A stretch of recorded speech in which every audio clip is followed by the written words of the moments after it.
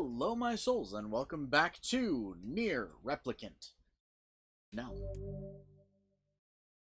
Ah.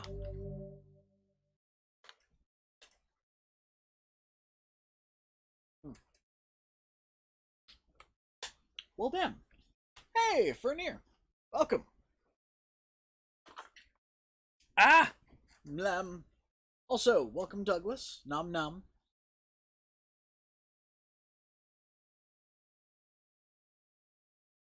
Probably because he's having a bad day.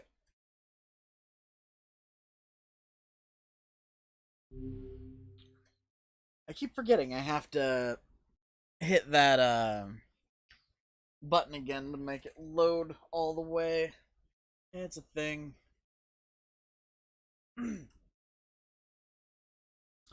Also, head patch for the burb. Nom. Mini cheese. Oh. Alright. So we are going to be going to the dream area, the little forest area first. Or not first, but we're going there today. However, something I hadn't thought about. We've tried rivers, we've tried ocean. There is a place I haven't tried. And it could be that I'm not... It could be that the things are dependent on where you fish, not what body of water you're fishing from. What area you're fishing in. Like, for example, this is the Northern Plains. Kind of like how in the town you can't get blowfish from the area where you get shaman fish.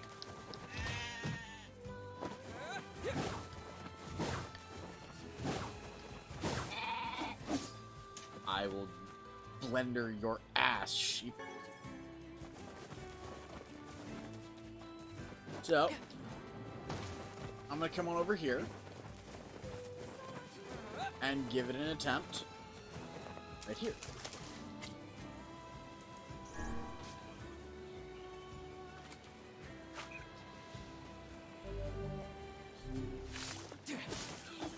I entirely forgot that I had to pick those guys off first.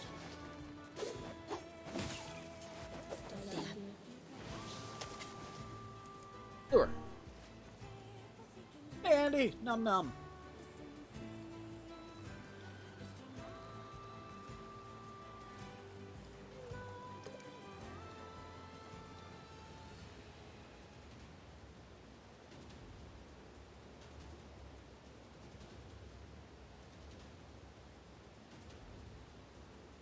It's a circle? What? Oh, jeez.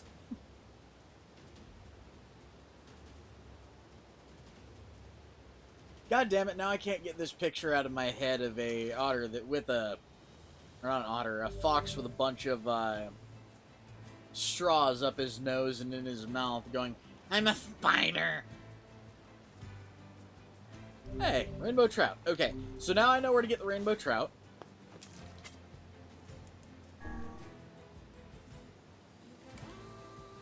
I'm gonna grab a couple of these guys, wait for a couple more people to show up. Give people a chance to get into the stream before we go and deal with the dreamy place.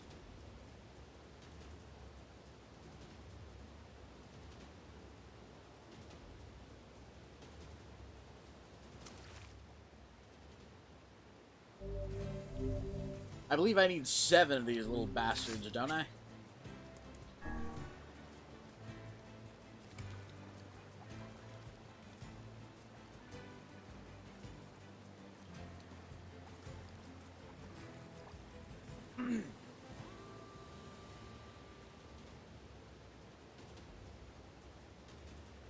It's not moving. Now it's moving.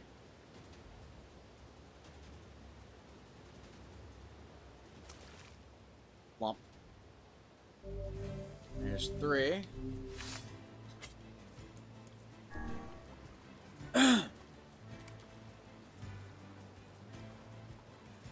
So yeah, I was right. It's dependent on the location you're in when you fish, not what body of water you're fishing from. I know that doesn't make any sense in the way I'm saying it. It makes sense in my head, but I know it probably doesn't make sense to anybody else.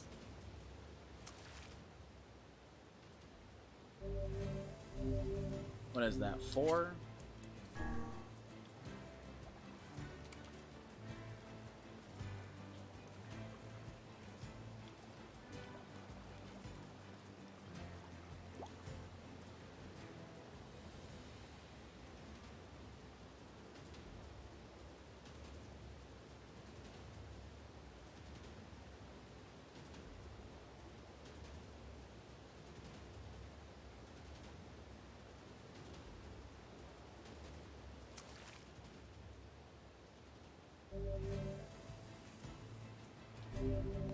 Five.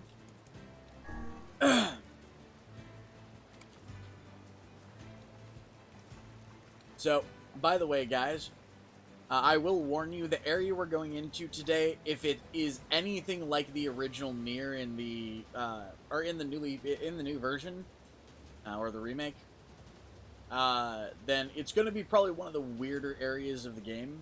So, do understand, it's one of the weirder areas of the game. Not the weirdest, but it's one of the weirder areas of the game. So it's going to be fairly entertaining.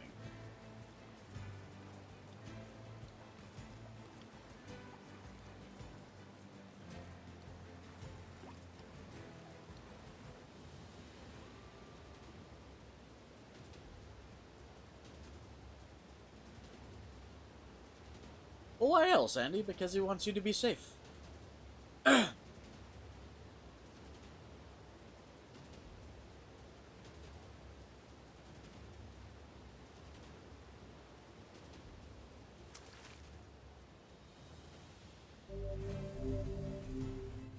Okay, how many of those fish do I have? I have the 7 that I need. I have the 7 that I need, and it's been almost 10 minutes.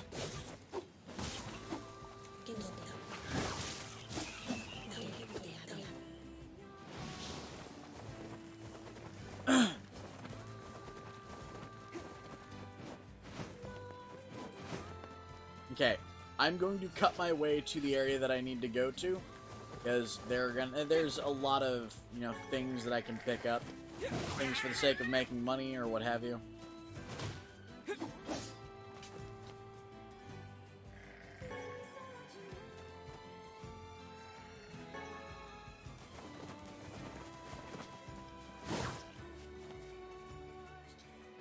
I love how we've managed to turn blood into snuggle juice with just one fucking reference from a different game. That is amazing. But yep, all of the snuggle juice. And apparently he's trying to get my snuggle juice. He is out for snuggle juice. God damn it. Yeah. Thwap me with your fucking hooves.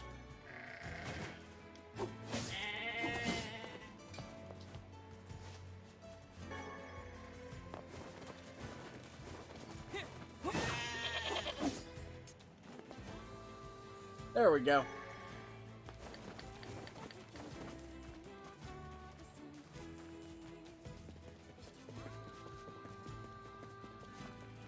And yes, I know, I have this weird habit of doing the speed roll thing.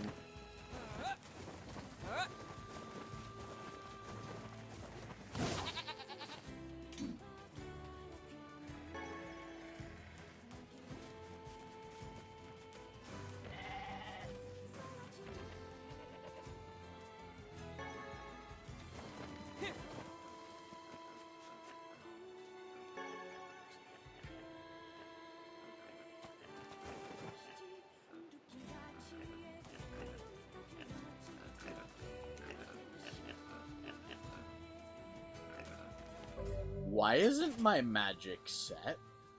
Or why isn't it letting me use my magic?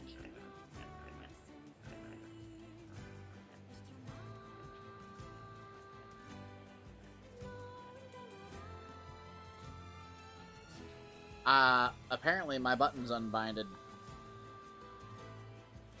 Yep, my button's unbinded.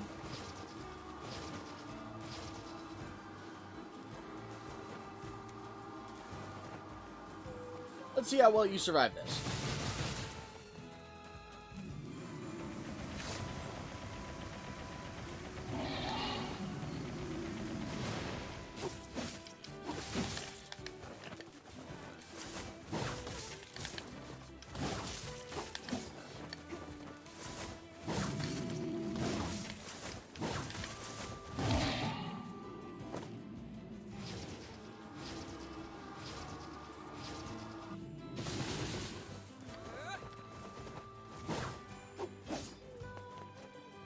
There we go. Law! Local tar needs snuggle juice. God damn it.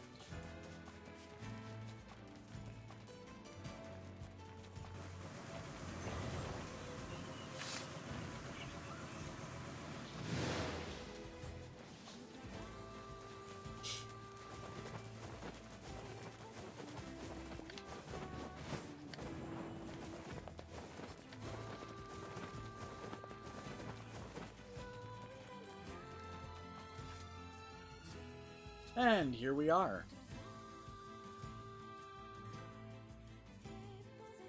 By the way, Douglas, if you would be so kind, go to the Discord, bap Claire, and tell her that we're going into the forest. Oh, into the forest, into one of the areas that I told her she needs to see in this game.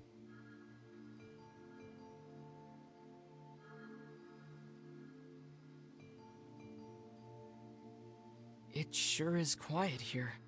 Such silence bodes ill. There's trouble on the way. I'm certain of it.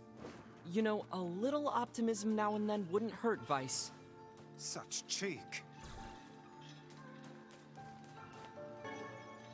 I mean, yep, I got them cheeks.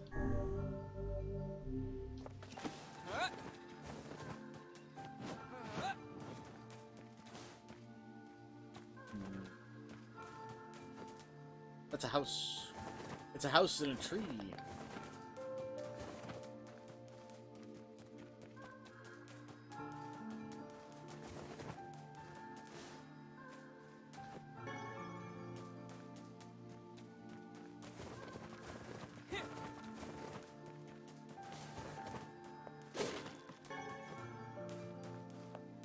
Antidote weed? Beware. Beware, huh? Beware the words. Beware the words. The words? What do you mean? Contagious words. Those who dream. Those who dream? Hold a moment. There is a strange new sensation in my mind.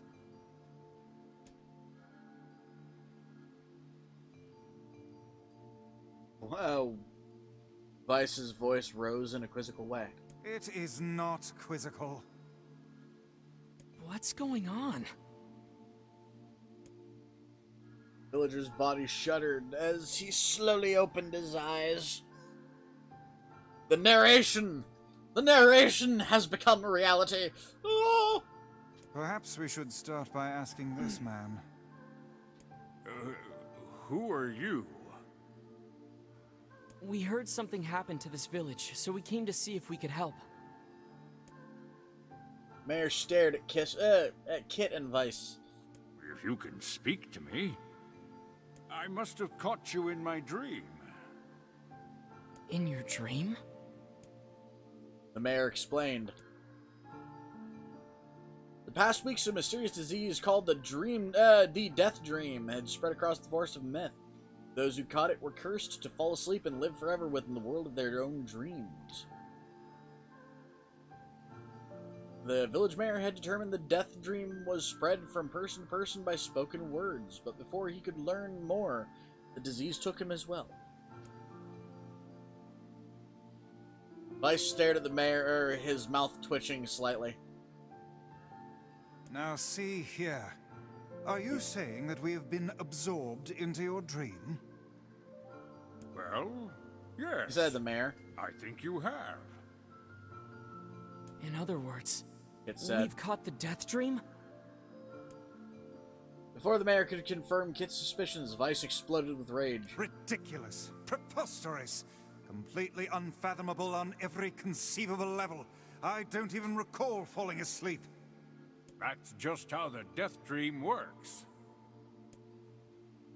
Though polite, the mayor was clearly trying to brush aside the book's remark. My remarks are not to be brushed aside, fool. The mayor twisted his mouth into an embarrassed grimace, then quickly changed the subject to who Kit had seen and what they had discussed since coming to the village. Something there must have caused you to enter my dream. Said the mayor. A certain conversation, a specific word, something. Kit and Vice racked their brains but could find no easy solution. There were simply too many words to consider. Too many random chatter. Too much random chatter. Too many meaningless conversations. Grimoire Weiss does not engage in meaningless conversations. Y'all see what I mean by this area gets fucking weird? Mere suggestion that Vice chose his words carelessly seemed to sting his pride. It does not seem to sting my pride, you bloated gasbag of a narrator. Oh, fuck you two. It has demolished it utterly.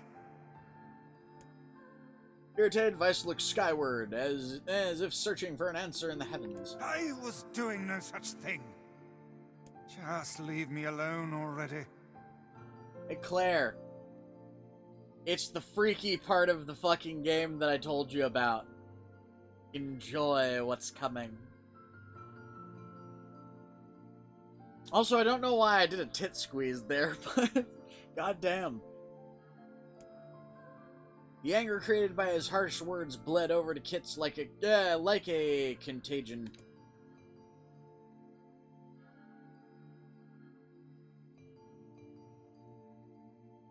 Wait, said Kit suddenly. Did someone just say contagion? Yes, I believe so. What of it?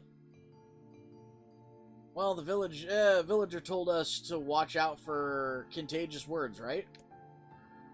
Mayor leaned forward with renewed interest, pushing a startled Vice aside in the process. He must have said something, right? Asked the mayor. Some specific combination of words. What was it? It was about dreaming. Something that dreams, or... oh, what the hell was it? A sheep? Cried Vice suddenly, blurting out the first thing that popped into his head. The others stared at him for a moment before slowly shaking their heads. Oh, Johnson. After a few more minutes of thought, Kit's face suddenly lit up. I remember, he said, those who dream... Those who dream, that's what he said. I'm sure of it. At this, the mayor produced a thick sheaf of paper from his pocket, flipped through them, and a few times before finally nodded his approval at Kit. That sounds right, he said, as a stray sheet of paper fluttered to the ground. My notes also mentioned something about that. I bet it was the last thing you heard before you fell asleep. By the way, folks, this is the same fucking game, even though it currently is playing out like a fucking storybook. The mayor shook his head, his worn pencil stub tracing lines across the lone piece of paper. The last month, I've done nothing but study the disease we call the death dream, he said. I mean, I am the mayor, right? It's my job to protect people from whatever comes along, but I never expected a couple of outsiders to start entering people's dreams. The mayor paused, a grimace on his face. I should probably be taking notes or something. Vice immediately fired back. I applaud the force of will it takes to research a disease in your dream, he said. But perhaps we should bend your efforts to escape this place instead of trying to understand it. Mayor's hand tightened around his pencil, snapping it off at the tip. I've tried to escape. From the very first moment I realized I was locked inside my own dream, I've been looking for a way out, but I don't think it exists. I mean, this is my dream, right? If there was an exit, I'd know about it. He paused for a moment, his unfocused eyes staring at nothing. My village was beautiful, he said, to no one in particular, and it was filled with the most wonderful people you could ever hope to meet. Once the disease took hold, things changed. It's like someone took a sponge and soaked all of the color out of our lives. I just want us to be whole again. I want us to be free. And I won't stop trying until it happens. Kit nodded in agreement. Oh, wait a second. Didn't I nod? I didn't nod. Look, if we can be of any help, Kit said, just ask. Now hold on, I did not say that. Silence, cried Vice. Grimoire looked from Kit to the mayor and back, his face filling with confidence. Our Vice's face is always confident, thank you very much. Now, see here, Mayor, you told us that nothing can exist in this dream without you knowing of it. But you seemed surprised to see us when we arrived, yes? Mayor slowly raised his head and realization dawning on his face. Oh my god, he said, you're right. I had no idea you were coming. The human imagination is a limitless engine, said Vice. Dreams are the fuel. If you can imagine an exit, then it must be so. With your permission, we shall search it out. Thank you, said the mayor. I don't know how I can repay you. Payment is not required. We're as eager as you to be done with this place. The mayor suddenly felt as if he could breathe again. He'd almost forgotten what it was like. Good luck, you two, he called to the departing forms of Kit and Vice. We're counting on you. To get slowly faded into the misty forest, the mayor was struck by a sense of deja vu. Deja vu. I saw this man once before, he thought, but where? Its mood darkened as he trudged through the forest. Hours earlier, when the beauty of this place was still a new thing, he'd been confident they could get in and find an exit, and be home in time for dinner. But the deeper they went, the more the forest closed in around them. The mist made it difficult to see more than a foot in any direction, and moss-covered rocks seemed determined to twist his ankle. Again, you guys see what I mean by this game tries to be a lot of different genres. By the way, what do you guys think about the story so far? And what I mean by the story is, so far getting into this area, what do you guys think about the way this game has changed? Let me know. I'm going to get past another couple sections of this so we can continue onward. And I'll check the chat in just a minute. More than once he'd been forced to steady himself on the rough bark of a tree, and his hands now left small trails of blood on everything he touched. Additionally, Vice was proving to be a spectacularly poor traveling companion. Unhindered by either terrain or physical effort, he spent most of his time urging Kit to pick up the pace and grumbling about their slow progression. Finally, after Vice muttered something about legless turtles being more adept at navigating the environment, Kit snapped. Okay, Vice, cram it for a second, would you? You don't have to walk. Kit leaned against the tree and tried to stretch the knots from his back. How can this stupid forest be so big, he muttered to himself. One of the words tumbled from his mouth, a cacophony of insects sprang to life. Every imaginable form of buzz, click, and hiss roaring out at a volume that rattled his teeth. He slapped his hand over his ears and screamed to be heard. Vice, what's going on? He could see Vice's mouth moving, but he might as well have been shouting in a tornado.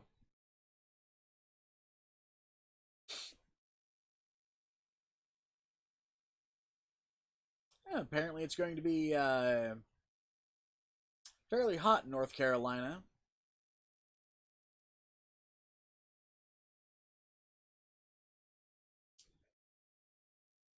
5 out of 10 needs more foxes. I mean, this whole fucking game needs more foxes.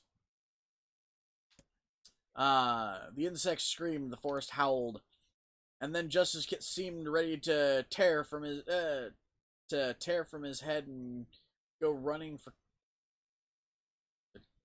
just as Kit seemed ready to tear from his head and go running for cover, the sounds diminished. Hesitantly, he removed a hand from his left ear to listen to the creatures of the woods. Zree, zree, zree, zree. I'm not gonna continue trying to say these sounds.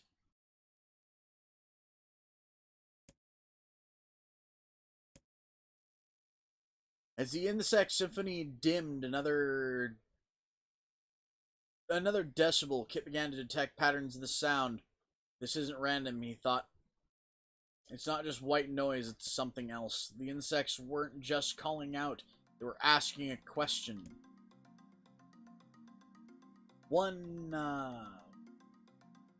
with it is lacking, 2 with it is ideal, 3 with it is dangerous. What is it?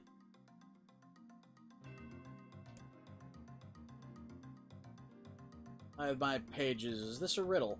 1 with it is lacking, 2 with it is ideal, 3 with it is dangerous. I guess so. I mean, I feel sort of forced. It feels sort of forced, but maybe it's the key to getting out of this place. I leave it to you to answer. 1 with it is lacking, 2 with it is ideal, 3 with it is dangerous. What is it?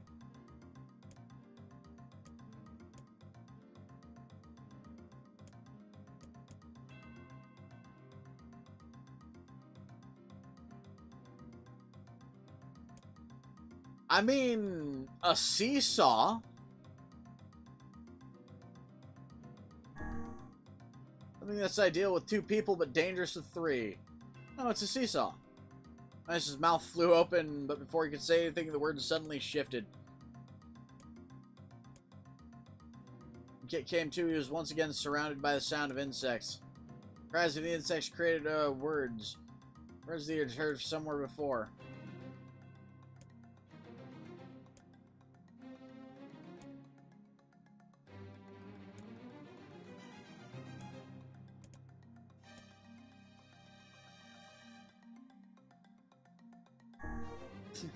Inwardly furious that Vice left the task to him, Kit sighed and gave the only answer that made sense. It's a secret. The sound of insect stops as suddenly as it began. Forced. Realistically, the seesaw would be a proper answer, because have you ever tried to use a seesaw with 3 people? You're gonna send somebody flying. Sound of the insect stopped suddenly as it began. The forest of undergrowth parted before Kit like a rippling wave, opening a new path. These forest anthropods are making a road for us, said Vice with glee.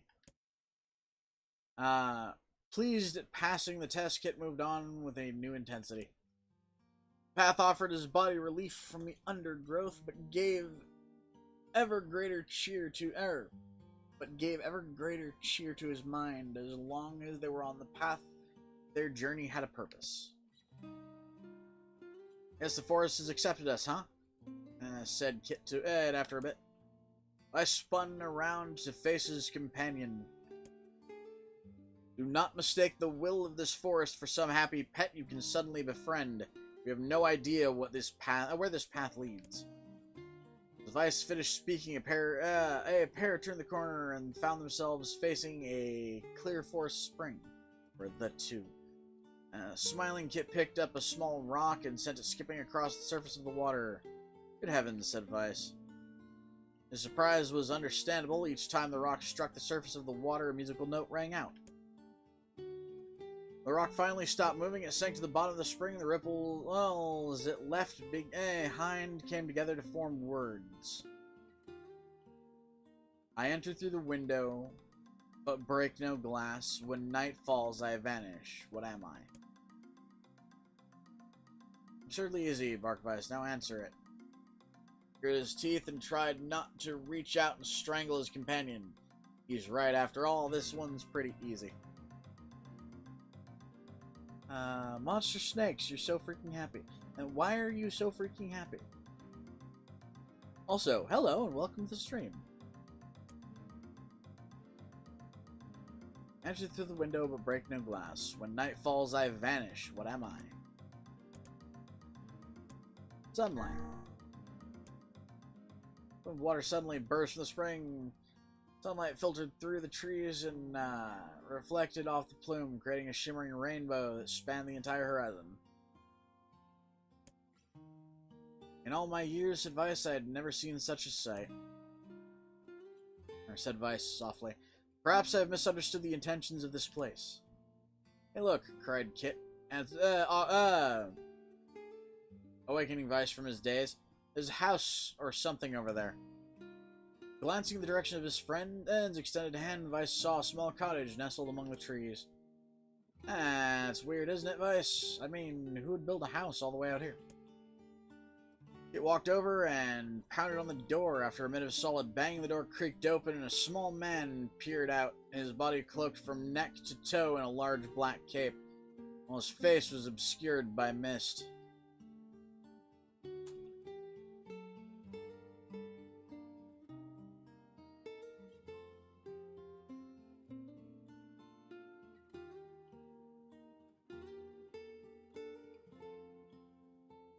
Hold on. I've bent my iPad in half and twisted my ankle, and I'm so happy because my ankle feels better, and I took a pencil and cloth and I fixed my iPad. Or I fixed my iPad. Well, I mean, cool. I don't understand how you fixed an iPad with a pencil and a cloth. But at very least, yay for the ankle feeling better.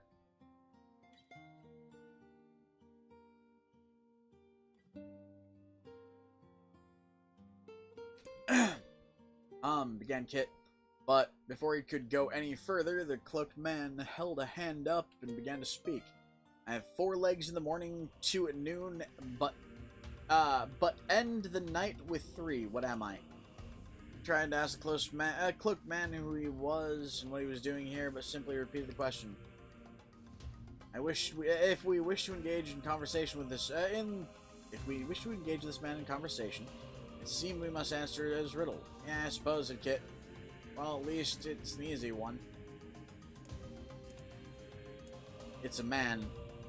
This is actually the riddle of the Sphinx.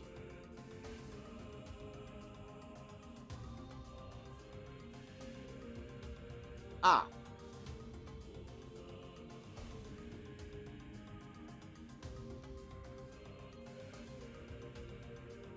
Again, I don't understand how that works with an iPad.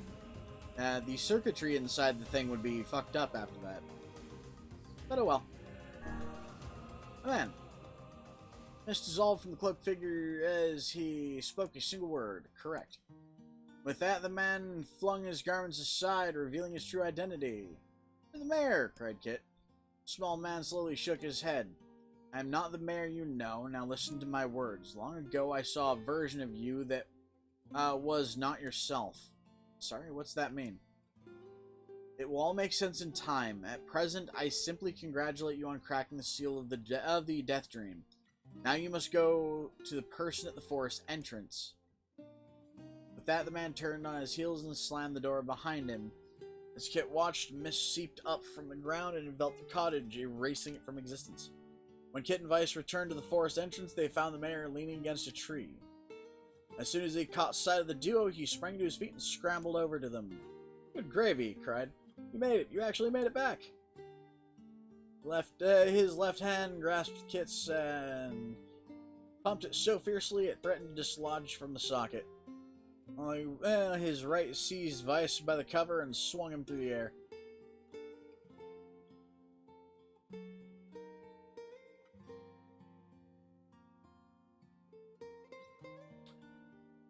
Okay.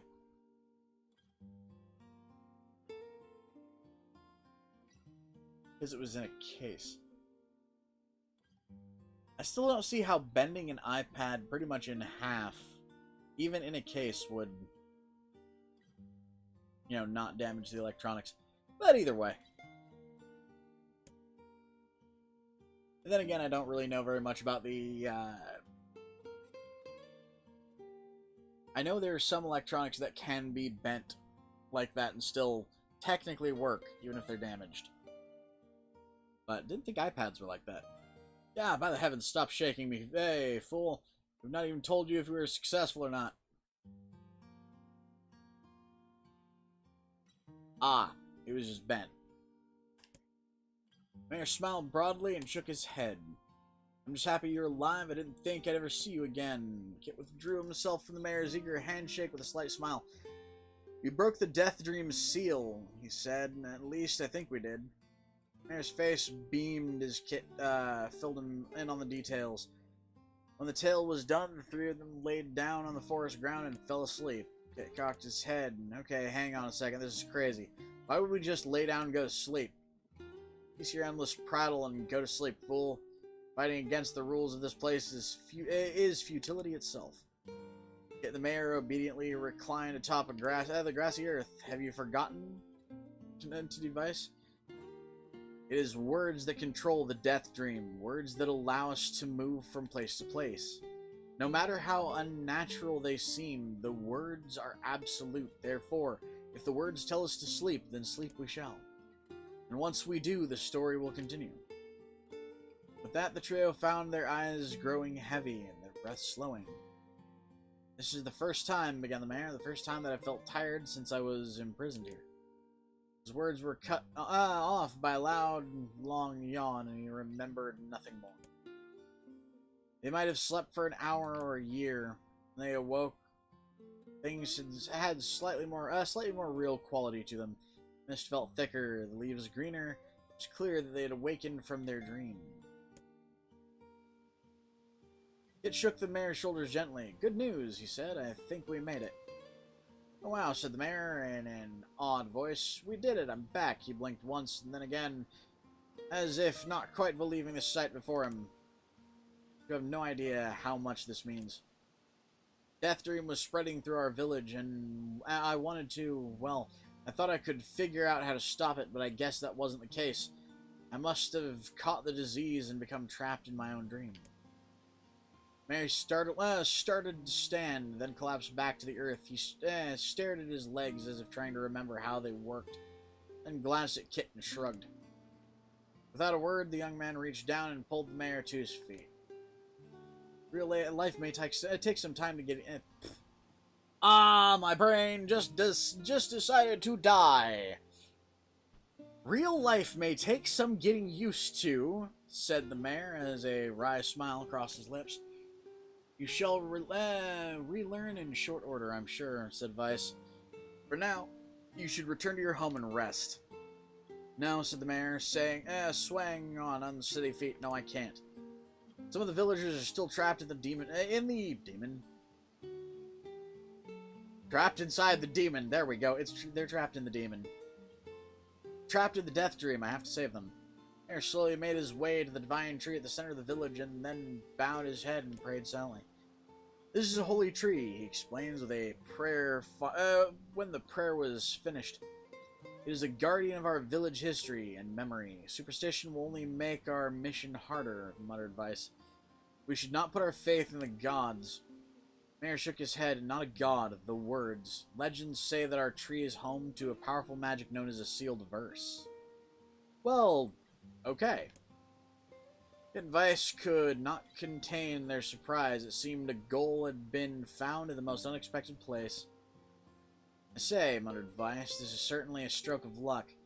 As the three of them said their goodbyes, Kit mentioned the strange man who had given him the third riddle and the mysterious words that had left with him. That he had left with them. I once saw a version of you that was not yourself, muttered the mayor. What in the world does that mean? By the way, I can't wait until this fucking starts saying its own dialogue again, by the way.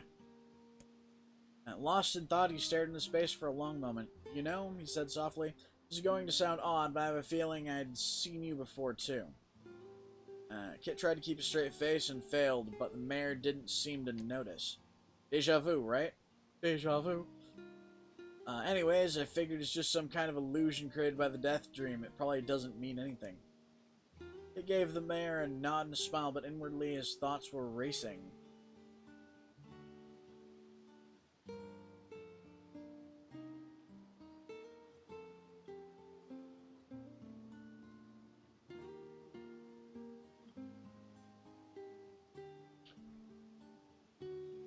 Heh. Well, I'll numb the noodle nose. Guides a great... I'm not a great voice actor. Kit gave the mayor a nod and smile, but inwardly his thoughts were racing. There's something wrong about the mayor and his words. And what exactly is going on here? The riddle would prove to be the most difficult... Well, that riddle would prove to be the most difficult one of all. Oh, thank you so much. Fuck yes. Now I can finally return to a normal life. This is one of the most bizarre diseases I have ever encountered. I know. That's why we have to help the other villagers, no matter what.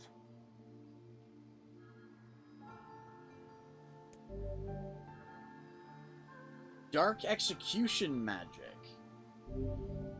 Summon a magical spike from the ground to impale enemies. Charge to increase the number of spikes. For a sealed verse, that didn't take much effort. Yes, all a touch too easy if you ask me. Ah! It's almost as if someone was guiding us to this village. Don't overthink advice.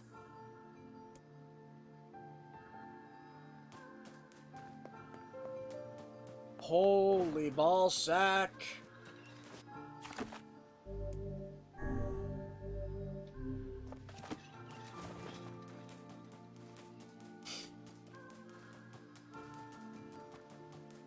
Okay, so there's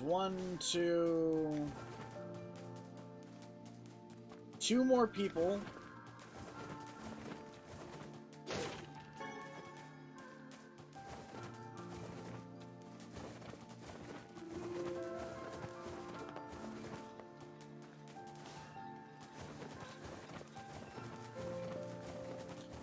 I mean, there are two more noodles, two more people here.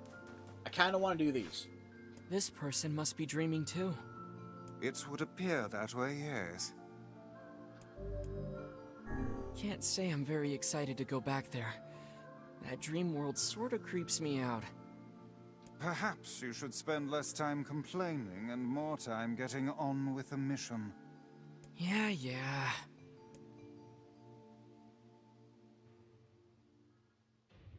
I breathe air scented with death and resist the urge to laugh, for I know it will sound like the words of a madman. How long have I been in this fresh hell? My box, my prison, is tucked beneath a stairway in the long unused catacombs of some infinite castle. Outside I heard the sound of funeral dirge that played without end. Light is no place here. Wind is forgotten. It is a forgotten friend. I pray for death to come, but he forsakes me. Time passes, and eternity slips by in the single tick of a clock. Someone knocks on my prison. My dogs are going nuts out in the fucking living room. Give me just a second.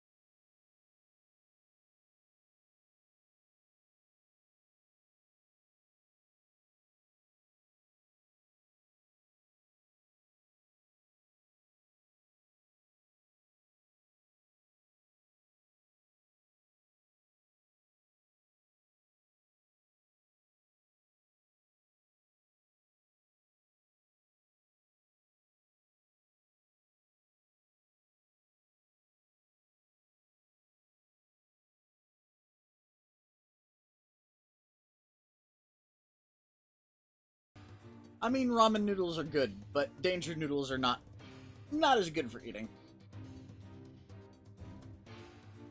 Also, boop the danger noodle. Nah. Someone knocks on my prison. Anyone there? I heard an unfamiliar voice say. My savior, I clawed the door of my jail, embedding thick splinters under my ragged nails. I scream for help, I laugh, I sob. Surely this is the product of my addled mind. Surely it cannot be true.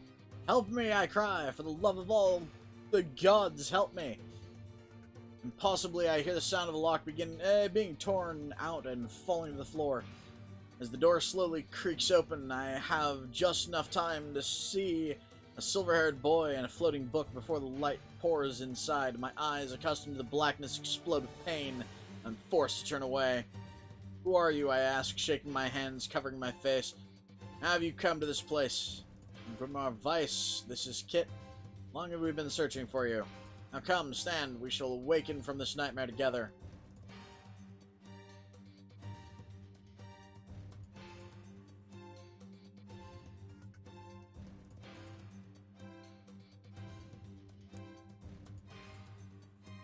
The one known as Kit extended his hand and pulls me from my cell.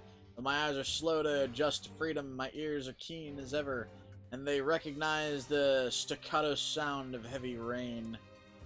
I never thought of to hear that again, I whisper. Would this were not such a terrible storm, said Grimoire Vice. Look at your feet. I forced my eyes open to see water pooling around my ankles and lapping at my shins. There's so much of it.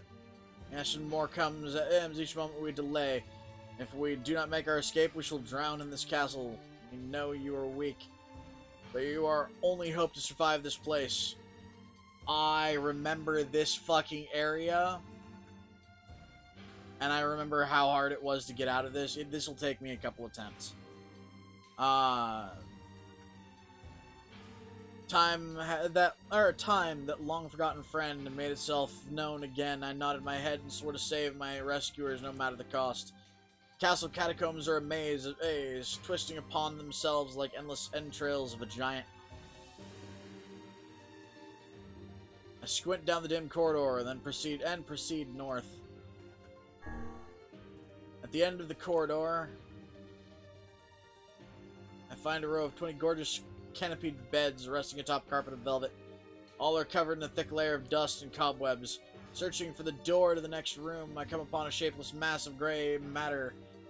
It had been shoved against the side of the wall, and despite my fever, I think the outline of the door is just beyond. When I reach a finger out to touch a piece of the mass, it turns to dust and drifts away on the wind. Realization slowly dawns, and I fall to my knees and weep. Corpses! I face a mountain of charred and crumbled corpses. I look from it to the beds and back again, and the horror dawns fully upon me. Someone has piled these bodies in a tower and set them ablaze. Whether they were alive or dead, I do not know, and sanity will not permit me to consider the proposition further. I make a sound, whether scream or laugh, I cannot be certain. Then my mind grants me merciful blackness, and I find myself opening the door and leaving that most terrible of rooms. I squint down the dim corridor and proceed south. I squint down the dim corridor and proceed north.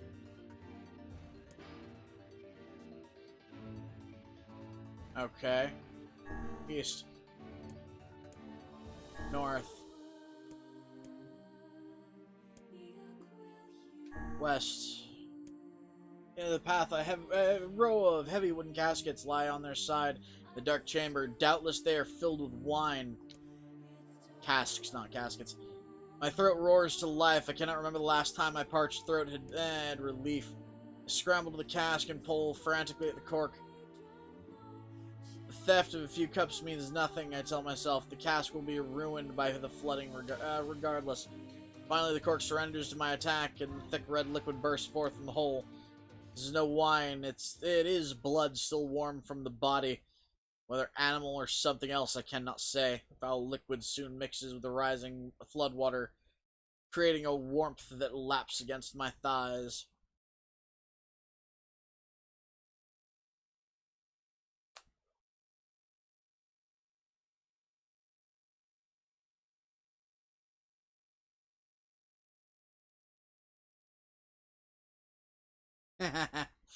By the way, fair warning, Noodle Boy. There's a bit of a phenomenon with people on people that come and watch this channel. You're gonna get called cute. Well, the gods, are the rest of these casts filled with blood as well? I lack the courage to confirm my suspicion. Disgust quickly becomes fear as I turn to flee, but my weakened legs betray me, sending me toppling over into the red ocean below. The smell of death is everywhere. Threats to consume me. I must escape this hell. Crawling on all fours like an animal, holding back screams. Lest any foulness enter my mouth, I lurch forward through the red waters and out of the room to freedom. Proceed east. Let's go east. At the end of the path, I find myself in the great hall, with only the sound of rain for comfort. The waterlogged red carpet squishes beneath my feet as I approach the center of the room. Once there, I behold a beautiful dining table upon which rests china and silver in the finest condition, as well as the remains of a fantastic feast. As my eyes continue to adjust, I see many chairs surrounding the table, each holding a dinner guest.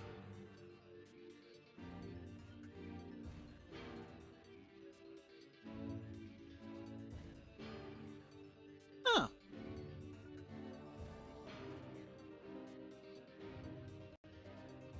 Well, them's the Foxo then.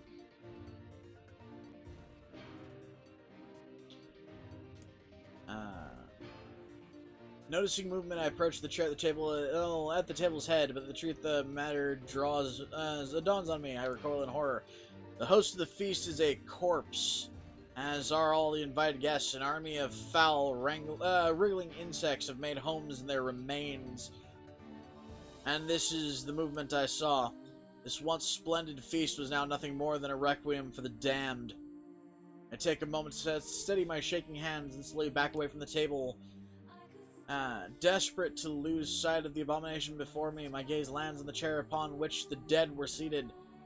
This is a mistake, for the chairs prove to be even more terrible than the feast itself. Each one is covered in a layer of spikes that runs from the seat up the back and down the arms. This explains the color of the carpet beneath my feet. I can only pray that the unfortunate diners were dead when the meal began. For if not, it is a simple task to envision the agonizing screams that must have sprung forth from their mouths. My mind grasped frantically at the possibility that these souls had committed some terrible crime for which they were punished, or this was punishment. Though in truth, I suspect they had committed no crime at all. There would be no tomorrow for these unfortunates. This was their last supper. See north. Water has risen to my chin and now laps greedily at my mouth and nose.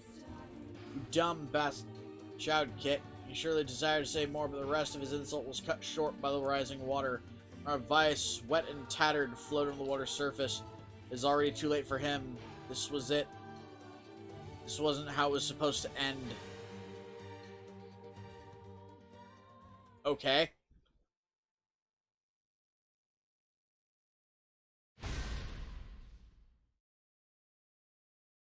So, now that we've got the story for the area so far,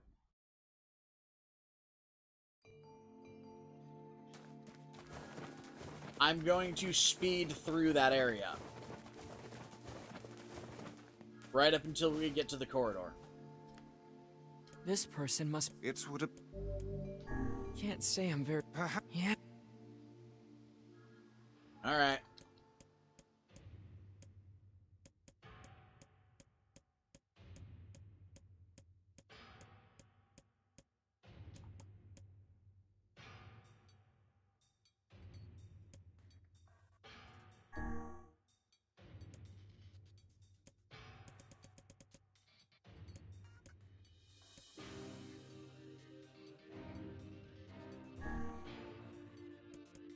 North.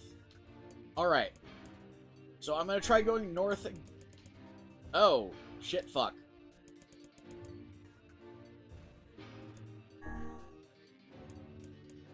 Hold on. I just sped through an area that I wasn't intending to speed through. No, give me a sec. I'm going to kill myself.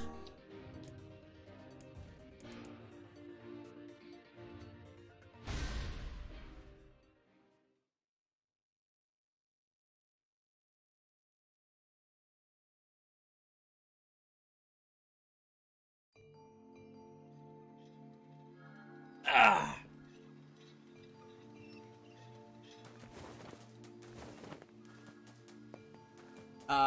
Douglas, I'm kind of aware of that. I do want to go and read that area, though. This person must... It's what... I figured that was Can't the say case I'm when very it was, Yeah. I figured that was the case when I went north the second time. And it, had me heading south.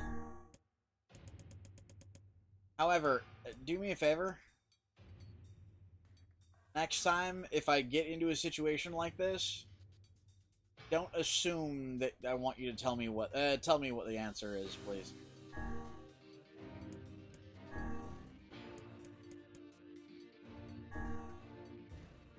At the end of the path, the water rises to my waist, exhausting me both physically and spiritually. I pray that this is the way out. Eventually, I can stand the sight of the water no longer, and so turn my eyes upwards. Imagine my surprise when I see a series of paintings hanging on the faded plaster walls, each depicting a person in their prime of life, clad in clothing of the highest quality. These styles, however, are strange to me, leading me to believe that these people have lived long ago. Or had lived long ago. One subject wears an outfit that particularly catches my eye.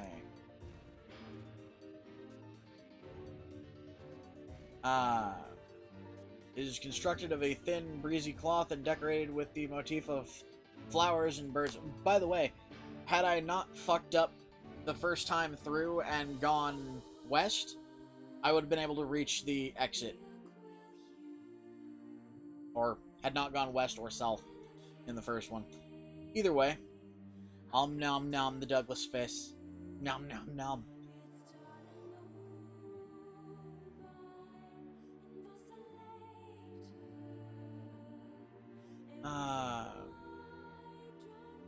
One subject wears an outfit that particularly catches my eye. It's constructed of a thin, breezy cloth and decorated with the motif of flowers and birds. While encircling the figure's waist is a leather belt of the most perfect construction. It's stunning costume even by modern standards. As I gaze at the portrait, I am struck by the desire to touch it with my own hands. Yet as I extend a single finger to the painting, I am gripped with the most unpleasant feeling. Staring closer at the image, I see it bend and warp into the shape of another finger. Something behind the picture is pointing at me. Is another prisoner? A fellow inmate trapped for eternity in this place? I cannot let it pass, so I seize the portrait with both hands and throw it into the water. The wall is hollow behind the painting, and inside I can just make out a body. Whether or not this is a prisoner, there would be no rescue. The poor soul is long dead. Scraps of cloth lie on the floor around the bones. Only a small amount of fabric has survived, but it features the same delicate design as that designs that were depicted in the portrait. I've been admiring a row of corpses blocked from view by portraits of each victim in their pinnacle. Enough. Shielding my eyes, I paddle forward through the water.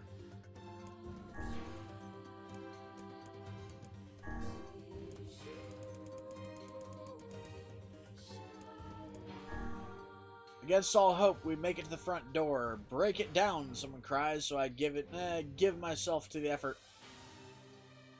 In tandem with Kit and Grimoire Vice, I slam my body against the thick, sturdy door. On the third try, it gives way, and we find ourselves sprawled on the ground outside the castle. The storm is in retreat, and the clouds above are still dark and foreboding, but To the west, we can see the thin shimmer of sunlight trying to break through. How can I thank you? I cry, and as tears join the rain on my cheeks. I would surely have died in there. Looking down, I suddenly notice that my dress is in tatters and sheepishly try to cover my exposed skin. Your dress? Asked Vice. Then you're a woman, madame. I am. I prefer the two a smile. I suppose that comes as something of a surprise, seeing as how I exist only in the form of words. I can see that the one known as Kid is disappointed that the torn dress will be given no further description, but he hides it well. Perf. With a nod and a shrug, the three of us set forth to our awakening, but behind us, an awakening of another kind is taking place. Black smoke fills the abandoned castle, providing the countless damned souls inside with their final shroud. After a moment, the castle's windows shatter with a mighty roar. A free breeze blows through the hallways and corridors, clearing the smoke away for good. As we watch in awe, uncountable black shadows slowly flicker to life, crossing to and fro in front of the broken windows. The castle's dead have awakened to their new life as shades. That was grim as fuck. You have anything to say about that? Hopefully there will be no labyrinth next time. I hear that. Thank you so much for saving me. I never want to have a dream like that again. That woman is nasaled as fuck.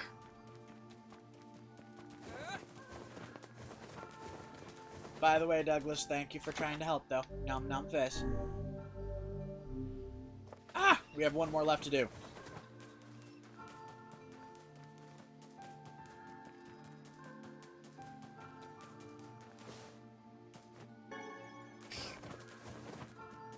And another victim.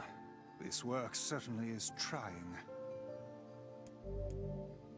I figured a book like you would be into all this word stuff, Vice. Even I have my exceptions. Now let's be off. I don't remember this guy's dream. A colony of massive sculptures was visible in the distance, their tall forms scraping against the sky.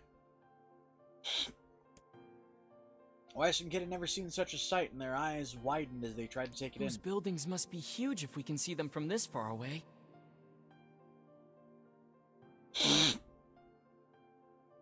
What do you think, Vice?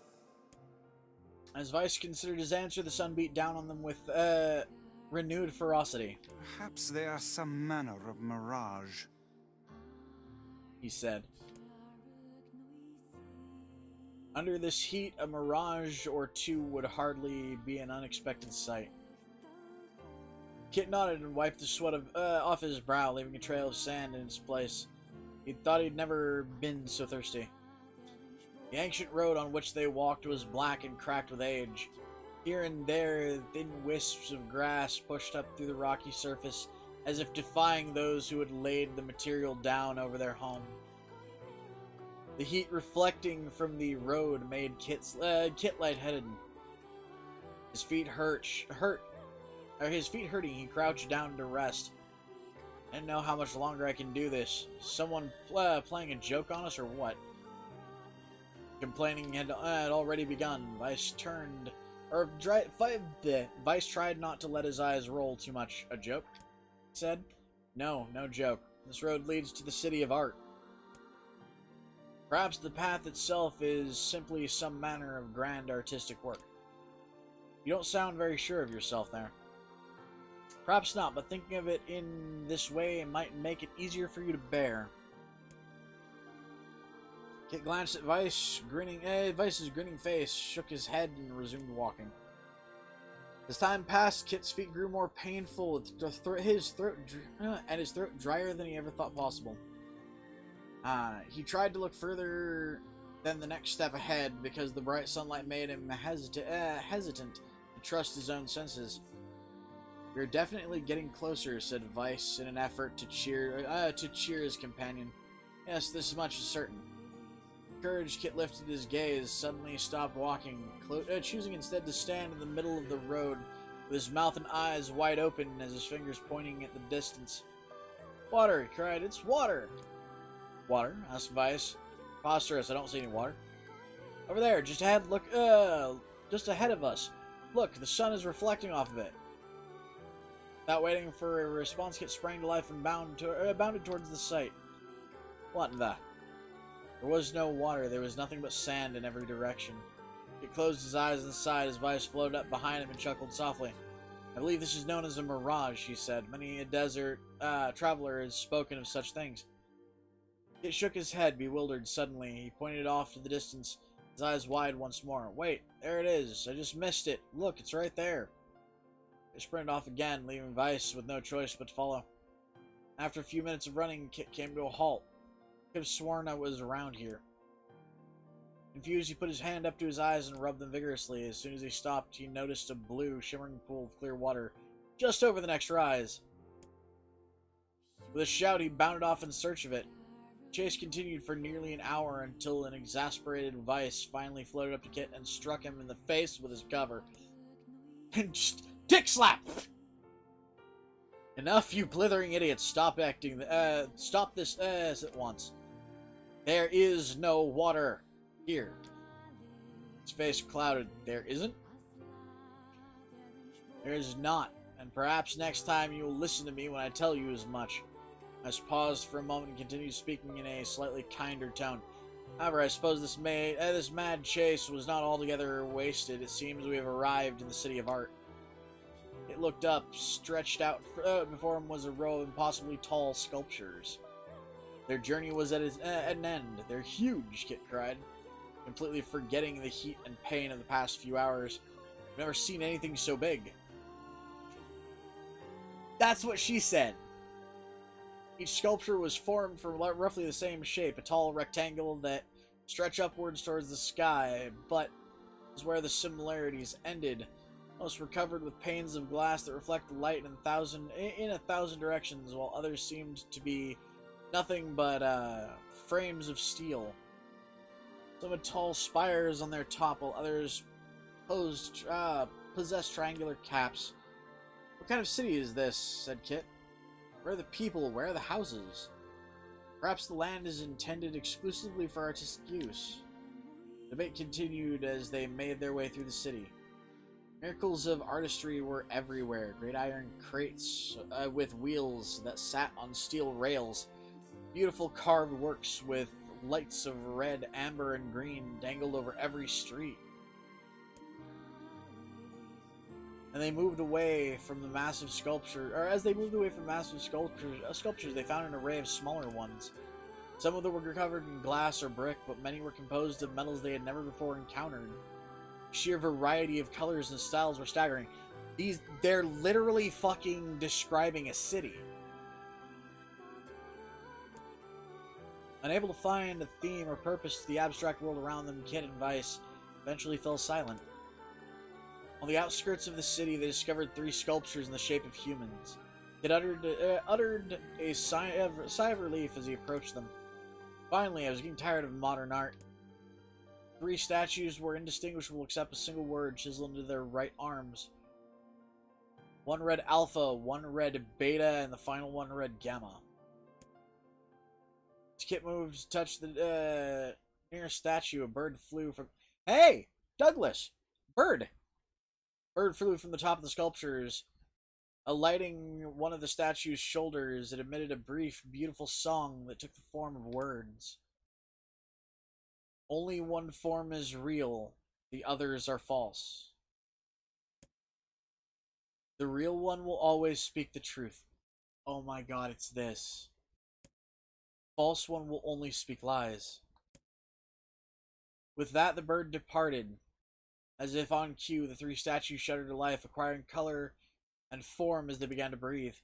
Hey, look at that, said Kit. They're alive. The triplets bowed before Kit. Please, said Alpha, you have to get me out of this nightmare. I am real. Stop lying, said Beta. He turned to Kit and threw his hands in the air. Alpha is fake. You know I'm the real one. So Alpha states that they are real. Beta says stop lying, and that they're the real one. Full of crap, said Gamma. Beta is fake. Everyone knows I'm the only real one around here.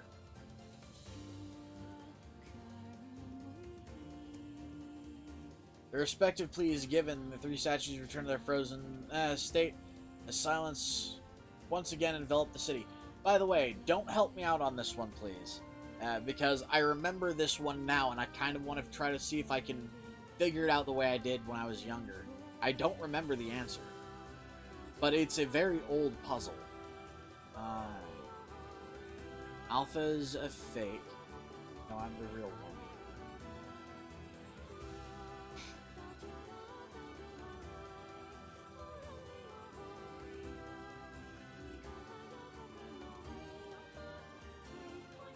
Beta.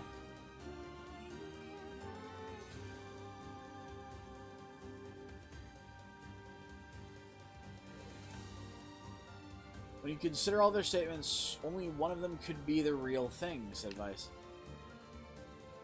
It furrows his eyebrows and considers the answer. Only one form is real, the others are false. The real form will always speak the truth, the false one will only speak lies. Beta. The real one is Beta. Ricket's voice betrayed a notable lack of confidence. He was relieved to see Vice nodding at him. If Alpha were telling the truth, began Vice, in the dry tone of the lecture, Beta and Gamma would be fakes. But in that case, Gamma claimed that Beta is fake. Or, Gamma's claim that Beta is fake would be true, even though Gamma is a liar.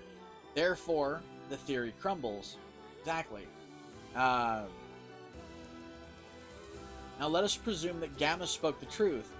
That makes Alpha and Beta liars. In this situation, however, Beta is calling Alpha a liar, which would leave us with two statues telling the truth.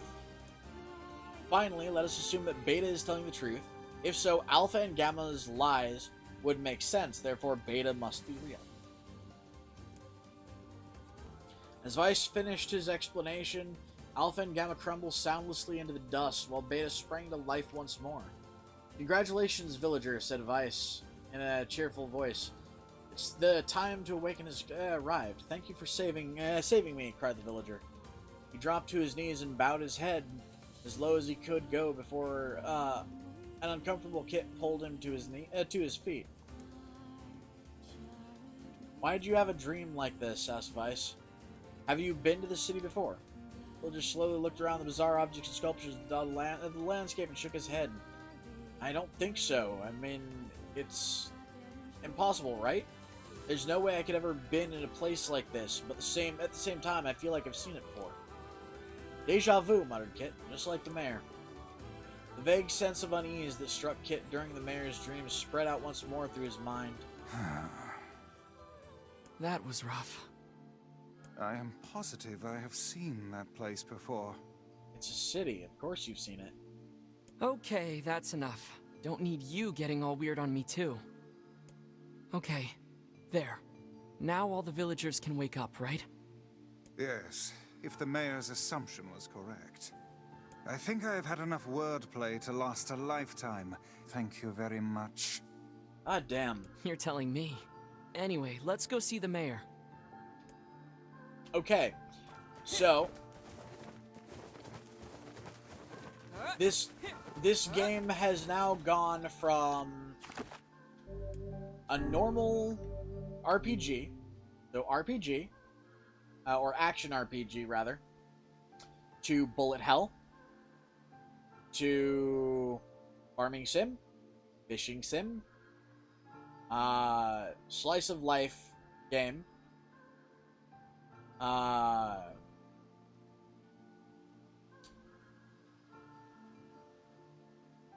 puzzle platformer, and now text adventure. That's 8 fucking genres already.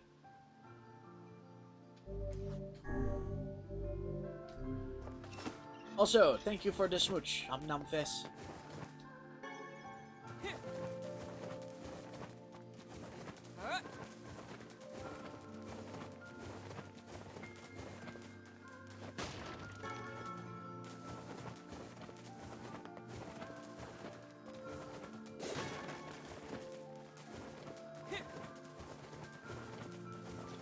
Alright, let's talk to Mr. How Man. wonderful. Thank you so much. Here, I have something for you. One-handed sword, Faith. Wow, this looks valuable. I can really have it? Of course. It's apparently a weapon of some renown, but we have little use for it. Well, we appreciate it. Thank you again for everything.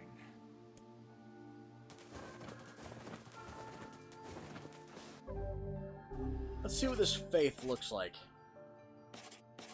Not bad.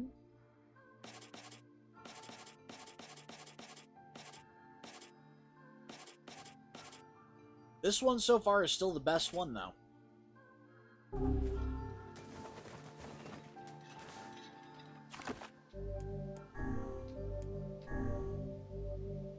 Alright.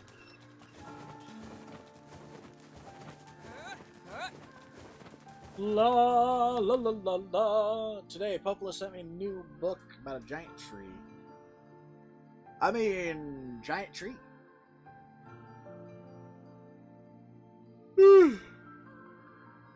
Holy fuck. So how was the village? Oh, it was truly magnificent. There are no words. Really. Vice your dick. Neat. Let's get back to Popola. She'll probably want to know what's going on in there. Okay.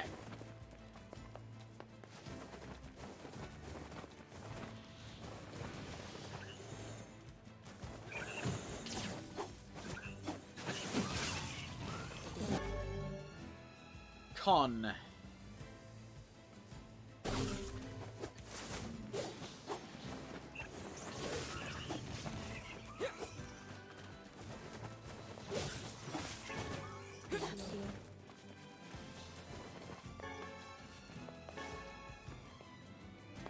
Leather gloves?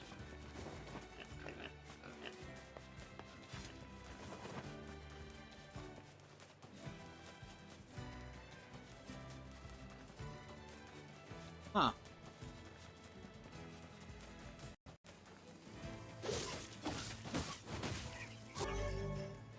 Unlocked ordering allies tutorial.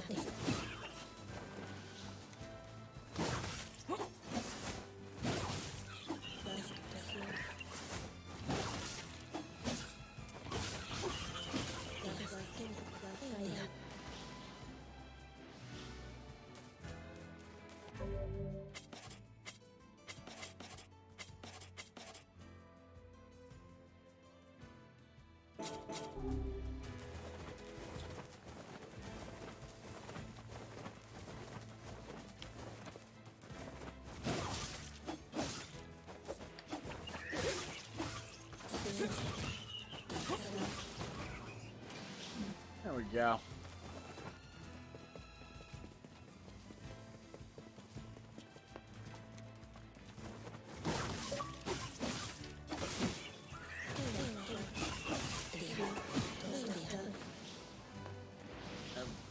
Collect 50 types of raw material.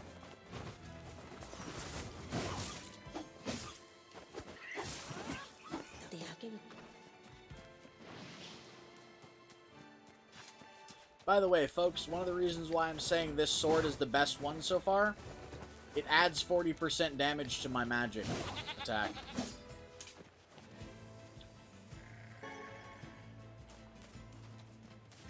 And I like using magic, if you guys haven't figured that one out already.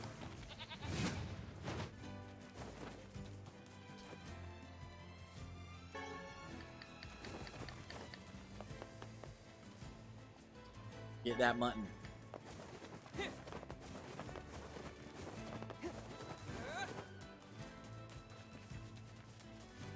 I mean...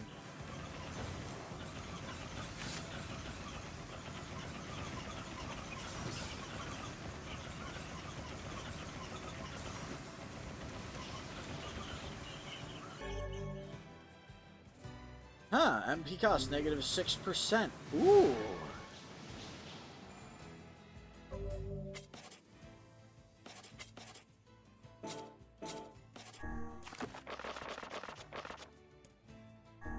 sword edit.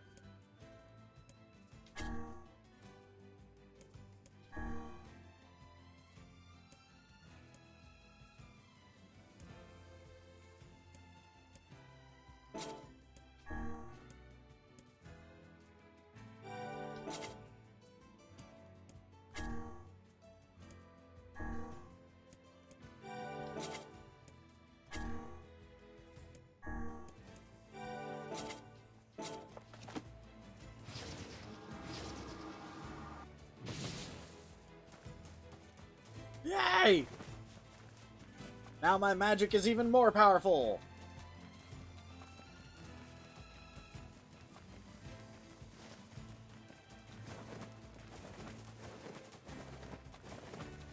Nom nom, the face is numb.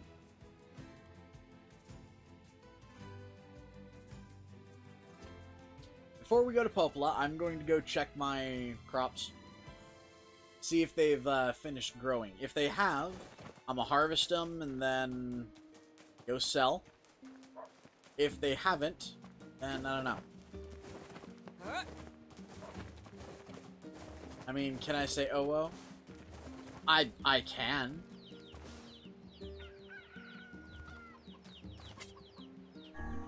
It's harvest time, la.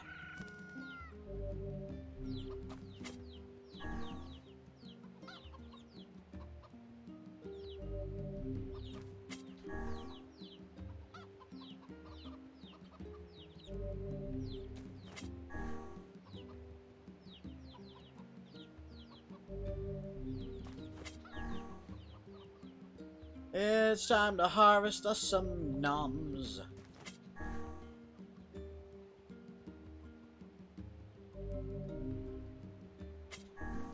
And don't worry, I'm not going to be reseeding these ones, not yet. I'll do that off screen like I promised last time. And don't worry, this time I will actually keep said promise.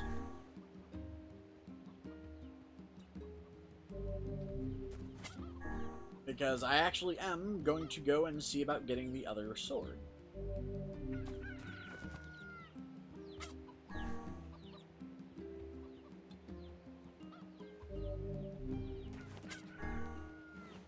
Ah.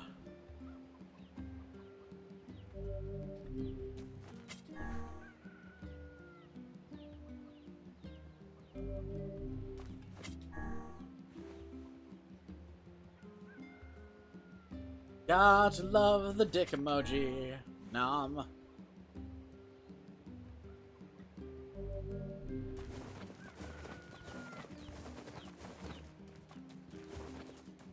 I know it's gonna be the joke. It's gonna be the joke from hell, but I actually love eggplant.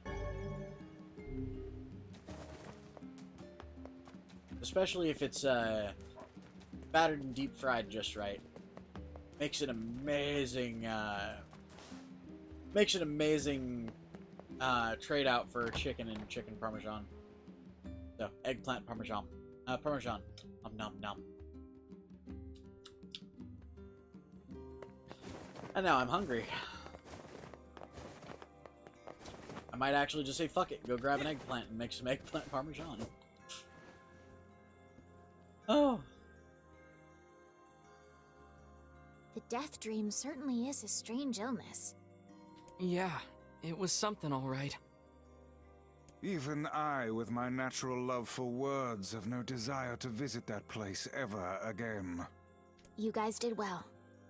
You've been making a lot of long trips lately. Are you sure you're not pushing yourself too hard? I'm okay. I can't just sit around all day while Yona's sick, after all. If you say so.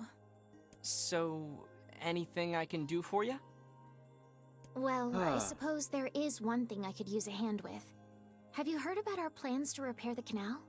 The work probably won't happen for a while, but once it's done, we can use the canal for trade and travel and all kinds of useful things. I mean, yay. I mean, the Death Dream area of this game is one I consider to be one of the weirdest parts of the game. It is not really a area of the game that I enjoy, unless I'm playing on my own. If I'm sitting there having to read it out loud, it gets annoying to me. But story-wise, yeah, it's actually one of my favorite areas. Unfortunately, however, we're a bit behind schedule at the moment. Oh god, yeah. Like I said, it's one of my favorite areas. It's just, it's annoying to have to read it out loud. Usually I can get through it just reading it on my own, but where would the fun be if I just said, hey guys, follow along with my reading silently?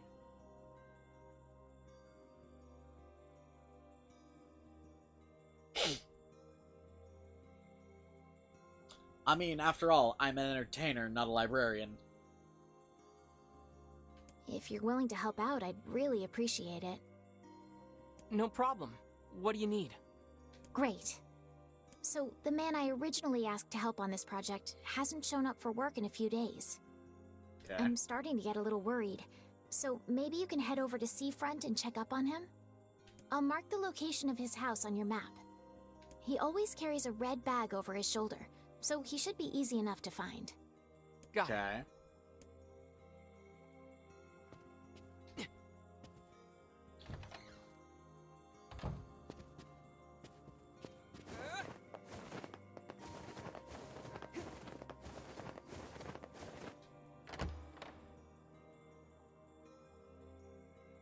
Let's go sell our dick fruit in a desert.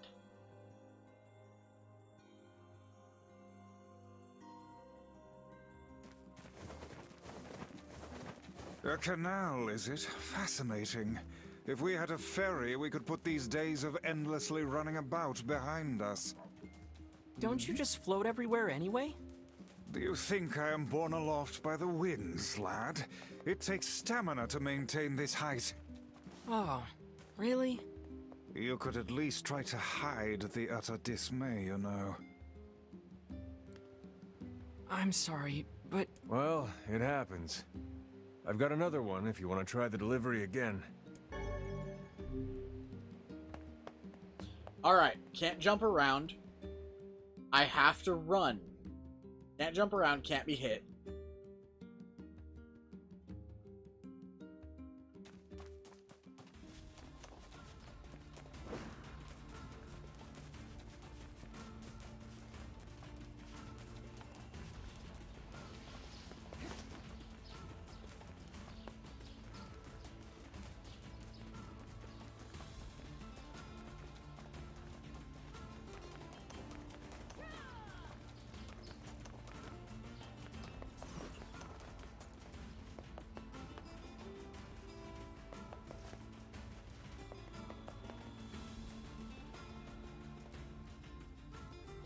What's in the box? I have no fucking clue.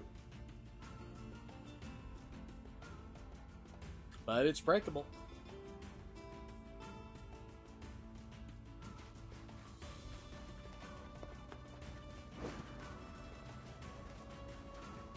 Alright.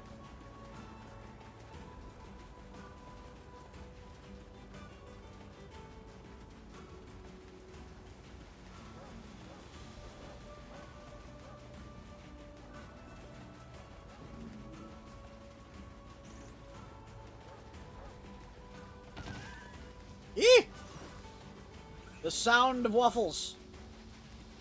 what was that? It is known as a scorpion. Phylum Arthropoda, subphylum Chelicerata, order Scorpionidae. They are closely related in form and structure to other arachnids. I am so not following you right now. It's an enemy. Kill it. Now that I understand.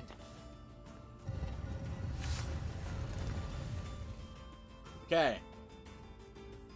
To the weapons merchant is where I need to take this.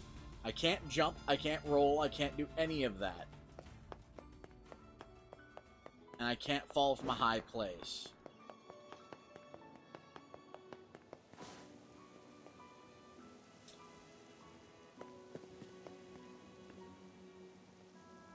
Okay.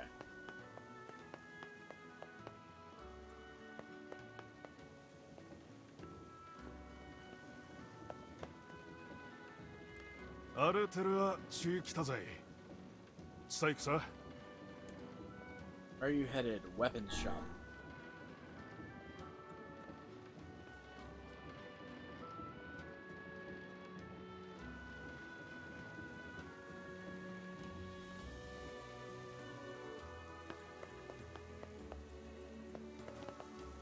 Hi there. I've got a parcel for you. あてとずいさ。 For me? としとたとさらとお礼。 Oh, it's a thank you gift from a traveler that visited earlier. わがとどせて。 Thank you so much for bringing it all the way here. We'd better report back to the client. おお、い Hey とそ you, ろ I ち。 need you to get me, とさ get れ my て idiot て。 son back here project. Whoa. Do you always start conversations like that? ああ、危険取りた Sorry, く I'm て。 sorry, I'm just angry and worried right now. Please forgive me. ザペルアとイキチタルタチ。 My son went to the desert alone. He tried to build a name for himself and become a true Itadeke. man of the mask. Or what you outsiders call a soldier. He must be a reckless child indeed to venture into the desert alone. A little bit. たとくるちえてれ。 I need someone to bring him back before he hurts himself. Can you please help me out? たとくさ。 Yes. Sure, we'll take care of it. たくぞがいく。 Oh, thank you so much. アルテルアチキ。 Alright. So I'm gonna sell him my dick fruit. And maybe my wheat.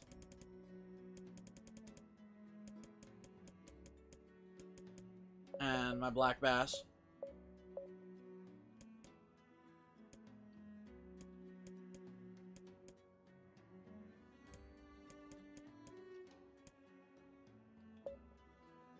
It's 20 grand already. 29 grand. 39 grand.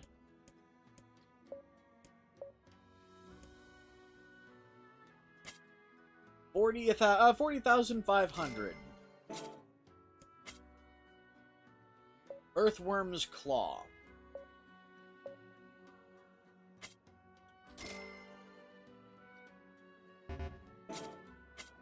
I only sold a few of the black bass, it's fine. I can always recatch more.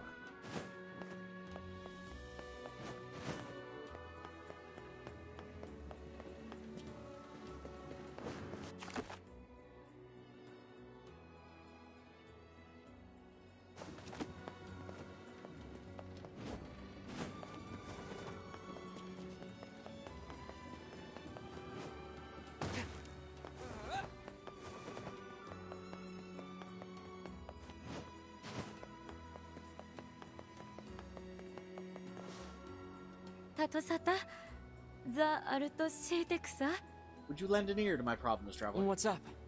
Belle's birthday is coming up and I wanted to cook her something special.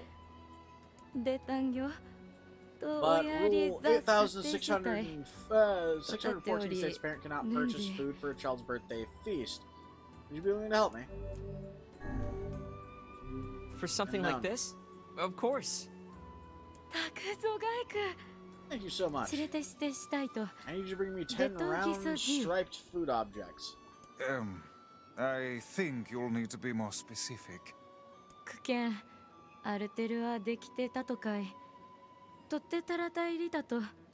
Sorry, but Rule 27,229 states that while sending somebody on an errand, you cannot state the name of the item you want them to buy. Well, that's a crazy rule. But if I manage to figure it out, I'll be sure to bring it to you. These rules are absolutely preposterous. That person cannot even tell us what they wish us to purchase.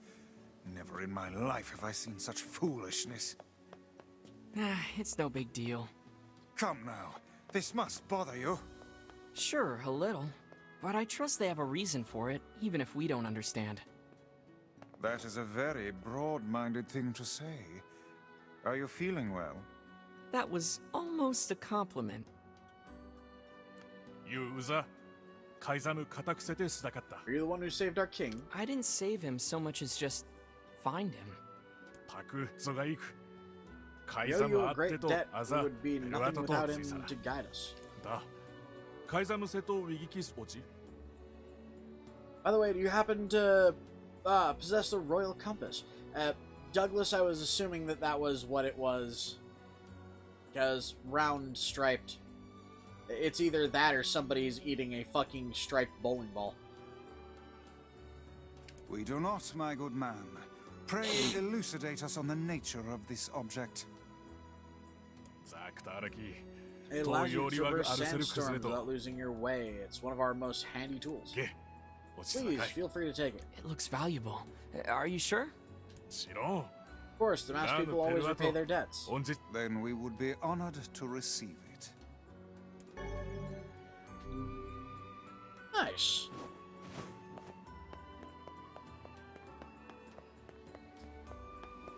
Bowling balls are tasty, yes, but how many did she want, by the way?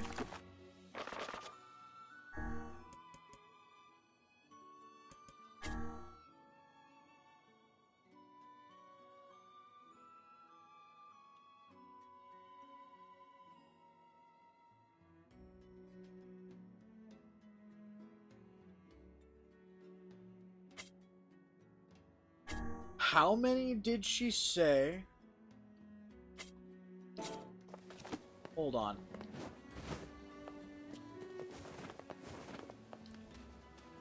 Is any of this what you were looking for?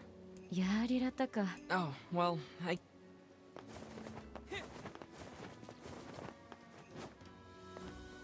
アルテルアチキ。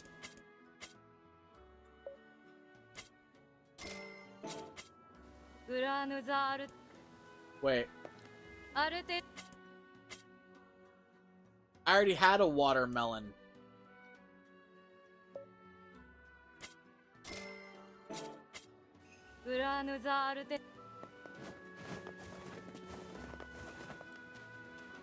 Is any of this what you were looking for? やりらたか。 Oh, well, I guess I'll keep looking. Round striped... round striped... What the fuck? I could have swore that was a watermelon.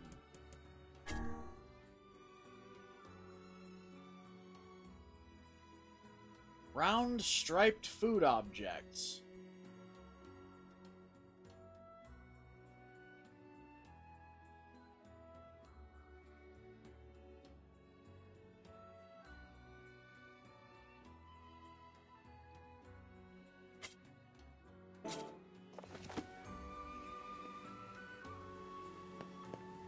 And it's literally none of the things that are in here.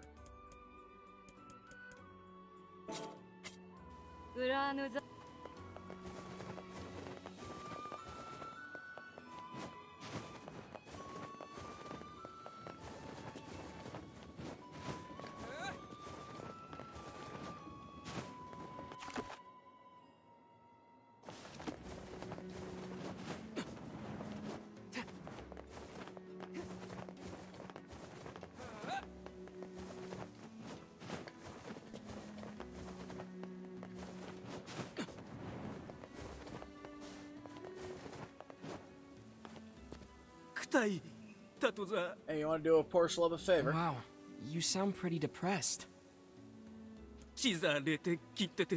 I've been cheating on my wife and she found out and she kicked me out of the house. I hope you don't expect sympathy from us.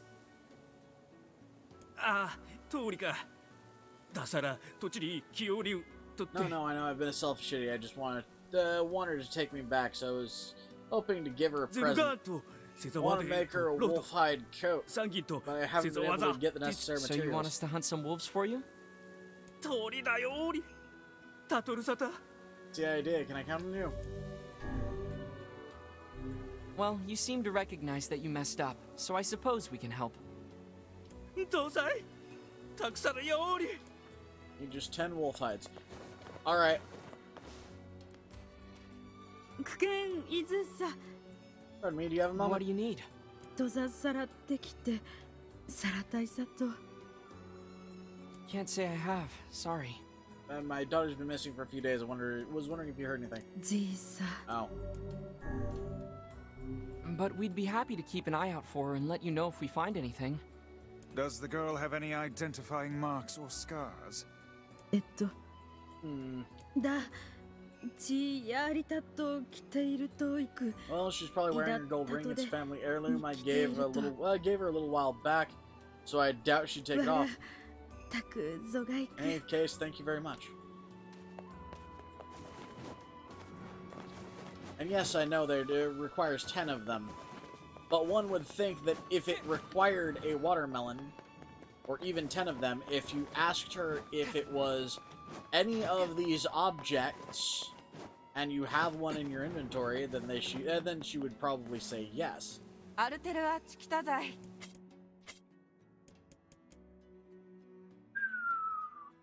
That's expensive as fuck. ウラーヌタアルテ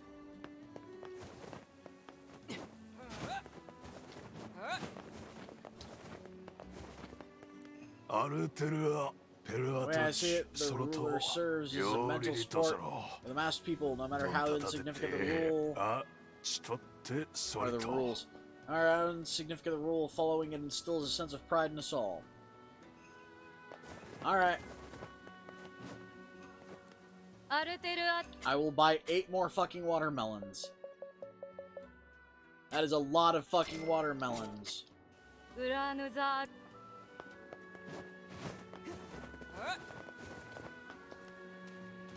Are these watermelons what you were looking for? God damn it. せ Oh yes, ー thank you so much. Bitch, you misleading fuck nugget. Great. I hope you can make your daughter something tasty. いえ食いさとせし Oh, ざ she loves くらい watermelon くし cake た more than anything. Now please take this What it- reward. So literally half of what I had to spend to get you your shit. Suck my ass, woman. アルテルア有理性いた Listen, ぞ girl, I could have sworn she was shopping with someone 誰 at さと一 the 挙し Stranger Things store. 英傑たちカイザー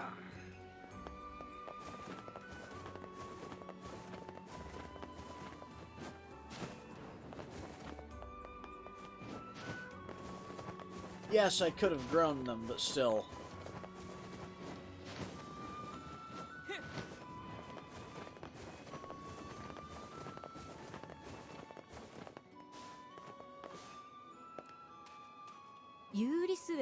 Last girl, 使徒 I saw 開 her 鎖港 at the で lowest させた level わ of the city just yesterday.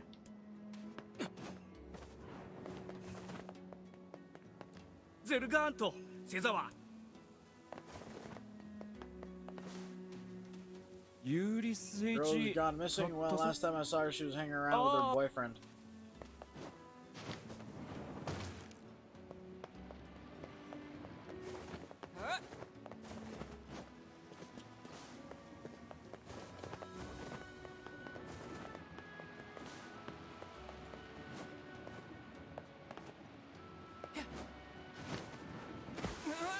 Really now? I'm covered in sand. コッサタ Excuse me, タ can トザ I ask What you is it? something? What is そう it? デタン説 チ Rule オリスクルタ 53,908 says in order to strengthen community solidarity, we must interact with others on a regular ユチと basis. ジいる We've よ been うに spending a lot of タト time in で our city lately. It ゲ might be ソ nice リ to ュ have チ you join 監 in. 査来て What do I need to do? グトトウェイチマ First, I will tell you who to speak with and what to コキ say. テチエ Once チ you ャチ deliver ト the message, you'll receive another これと message チ you ン must, ルソトチ that カリ must be delivered. You must do this 5 times. エタ If you make a mistake, you must start from, from the beginning. キタチトド The ザ recipient サチつい knows て what message you'll have, so don't try to cheat on your way to the out of the or cheat your way out of the Do obligation. you truly think this is the best way to increase community solidarity? アルテルアサラテ Sorry, but it's a 来て rule. セクサ Will you please consider it? Sure. Hey, I'm all for making friends. Let's do it. タクズガイク Thank you. Here's the first 全 message. 存化しデズチト Recipient is a person guarding the テルア left とアルテル side ア of the 対 exit. The 決 message is the masked people respect their ruler. Or respect their rules. でザンテ This is one strange game. This is one strange city. That's not untrue. Ah, speaking of which, What? I trust you have not forgotten the message. We'll see.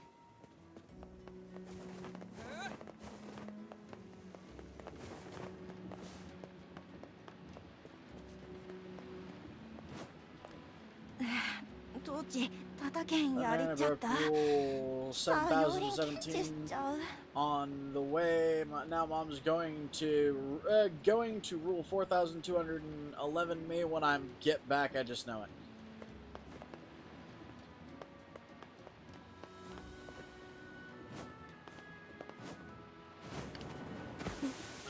God damn it. And yes, I know I could have grown them, but that would have also taken a very Covered in long time sand. to do. Take care before all your health is lost.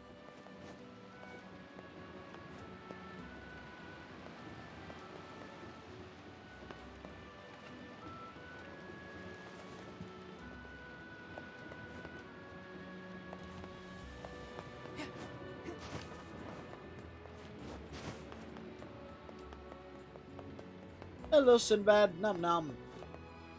Sleep well.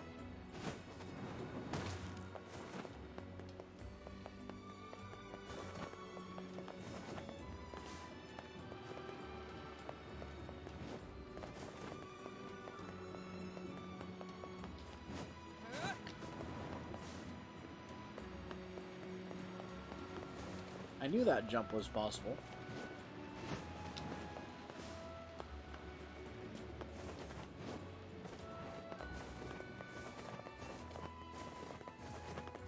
Where is this missing girl?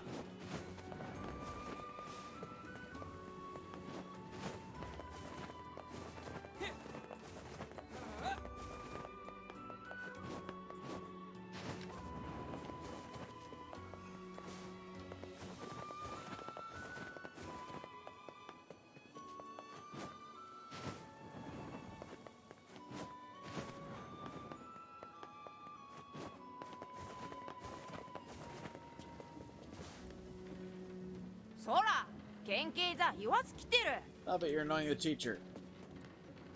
そどたちといちちいたぐらかれて去りたんぜ。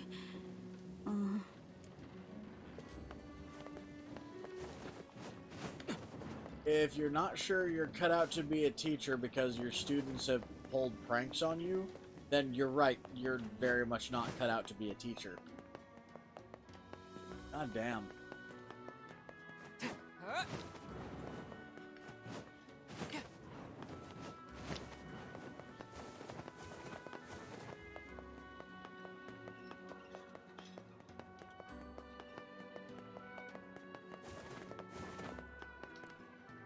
Are you the first recipient? First recipient. Ah! Nom nom noms the Sinbad nose. Your message, please. Respect their rules. It was, the masked people respect their rules. Correct. Rules are the most precious thing we have. Now for your next message. Recipient has the recipient is he who protects the king's left. Message says the men of the mask worked for the king.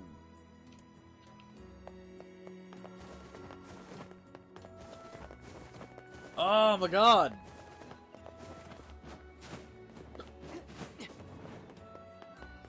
It feels like I'm playing a deranged game of telephone.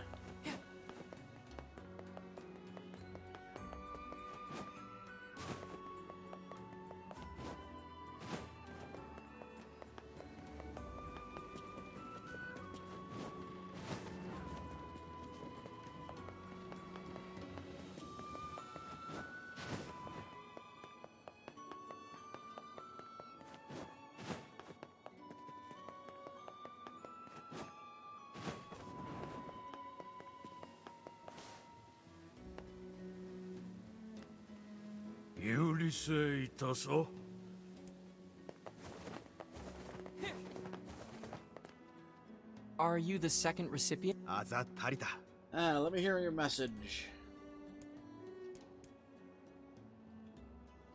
The men of the mask work for their king. The men of the mask work for the king, right? Correct. The men of the mask would give all service, all in the service to of their would give all in the service of their king. Now here's your next message. I mean, this person taking care of the children. The message is child care can be difficult.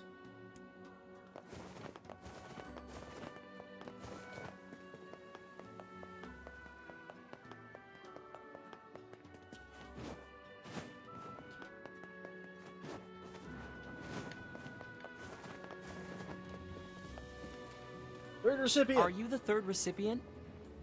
え、あざかんち。 Yes, I am. May I hear your message? Childcare can be difficult. Childcare can be difficult. 掲載レク Correct, it is often difficult. Sorry, Now I must give you the next message. で辻と伝存ちゃんと Recipient is a southeastern guard. The message is only mobility and men may enter the と treasury. バリク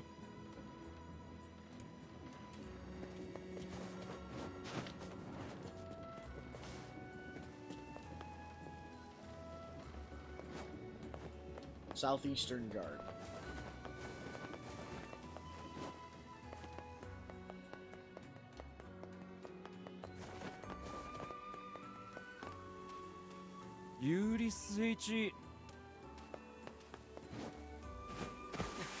That didn't help.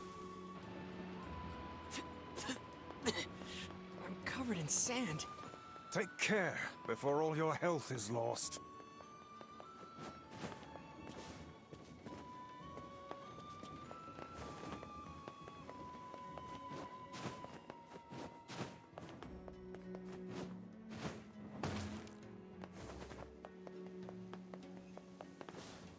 Southeastern guard.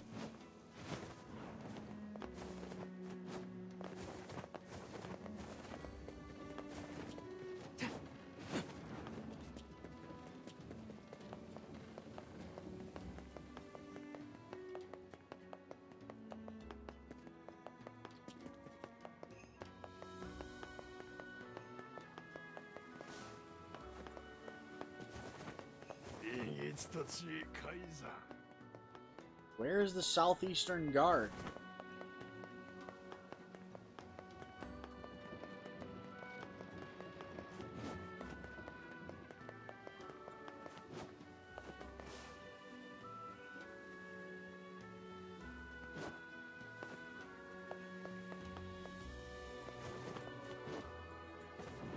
Oh, there he is. Are you the fourth recipient? Yeah, give me your message. Only nobility may enter the treasury. It's, only nobility may enter the treasury. Correct, the treasury houses the most precious objects of our people, and none but royalty have the right to touch them. Now, your final message. Recipient is a the long-winded person. Message is quicksand. Long-winded person?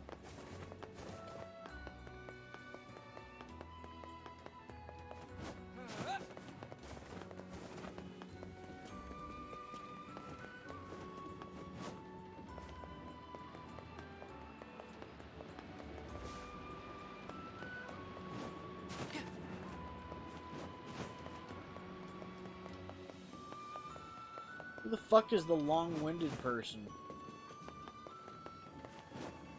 Oh. Here. Are you the fifth recipient? Oh, yes,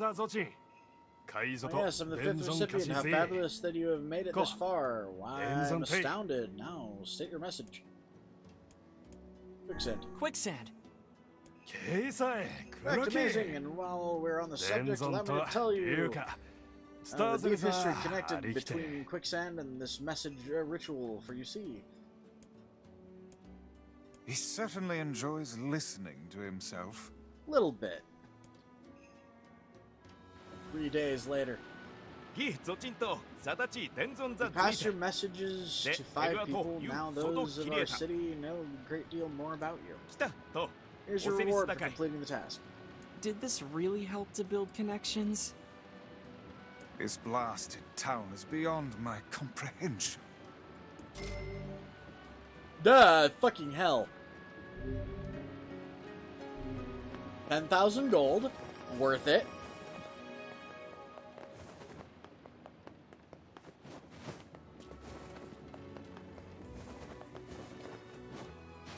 Now, where the blasted fuck is this girl?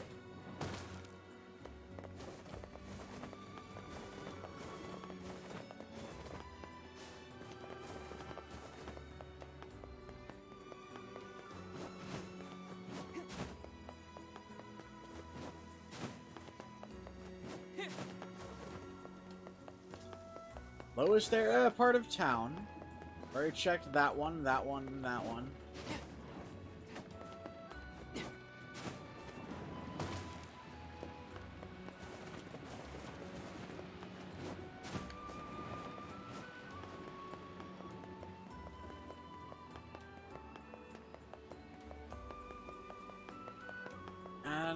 And not in this one either. What the fuck?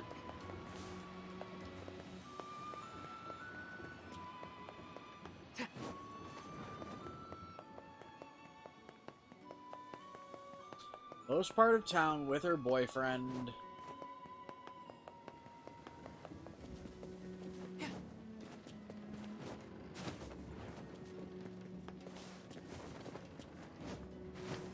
It's not one of these kids, is it?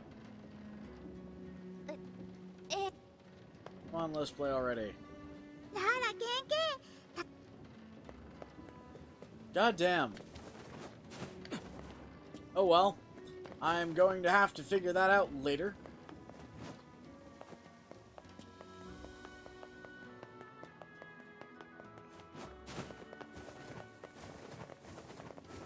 For now, I'm going to save my game.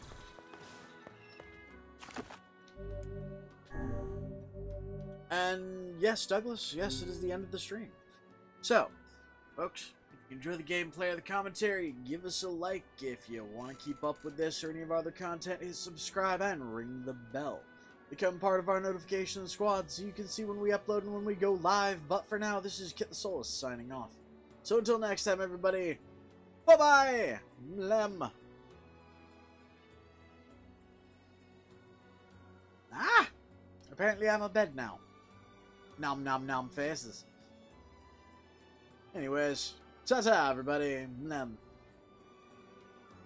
Also, bye Furry, bye Douglas, and bye-bye to anybody else who might be watching. Is the monster snack here? Anybody else to say bye? Later, Johnson!